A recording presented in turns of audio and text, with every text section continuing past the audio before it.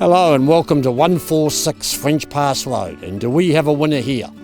Recent horse race at Opanaki, Joshua Brown won that race. Joshua Brown was bred here. Come and have a look.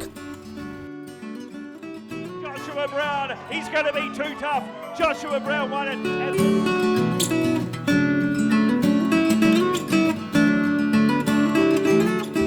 The 7 hectares, or approximately 16 acres, is subdivided into around about 11 paddocks, predominantly post and rail. The free draining, sandy loam soils make farming this property a breeze.